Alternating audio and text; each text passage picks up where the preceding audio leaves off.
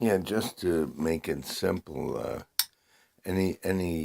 you take the birthday and you look at how many ones it has, and that's where you start the chart. If you're in a five cycle, you put as many ones as you have in your entire birthday day, month, and year into the first cycle, and the cycle that you're in. If you're in the fifth cycle, all the ones go into the five cycle.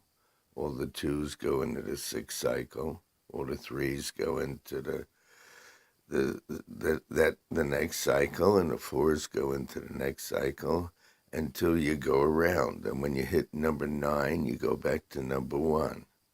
So in a five cycle, all the ones go in a 5, all the twos goes in a 6, all the threes go in a 7, all the fours that you have. If you have two fours, you put them in the 8, and the fives goes in a 9, and so forth. And the sixes go into 1, the sevens go into 2, the eights go into 3, etc. You just keep doing it until you fill up the chart. And now we'll go over what the houses are. And this is lesson 4. And the first house has to do with new starts or new ventures. It also has to do with a male influence, MALE, and it has to do with independence, and it's considered a masculine house. Everybody has masculines and maybe some feminine numbers, male or female. It gives individuality and independence and and so forth. And the second house is a house of partnerships. It affects either partners or females. It's more of a feminine house. If somebody has several twos in their birthday, it makes them very independent uh, emotionally. It makes them very sensitive, and it has to do with partnerships. Those a person with a lot of twos is more emotional. They get affected more by what people say or do, and they analyze relationships a lot more. Where if you have a lot of ones, it's more independent, more self initiative. And if somebody has a lot of ones in their birthday, if you just lay out the birthday on a piece of paper before you put it in a chart, it makes them independent, and the sun tends to shine on them a little bit more, and it tends to draw money in different ways, and that can include saving money as well as making money. In the third house, that has to do with friends, young people, siblings, social situations, or gatherings.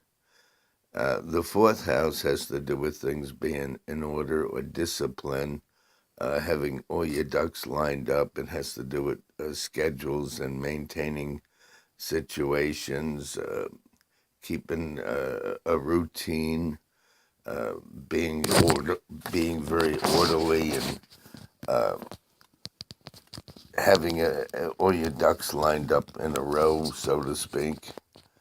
Uh, the fourth house has to do with discipline, and the fifth house has to do with change or travel, things being unsettled or up in the air. The five cycle is a very interesting cycle. The cycles and the houses and the numbers have a lot of similarity.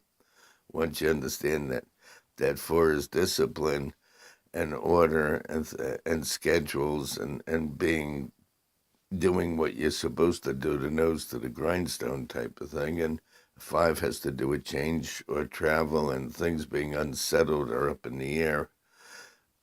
You get the whole picture, and 6 has to do with family or home or family matters. It has to do with obligations and responsibilities.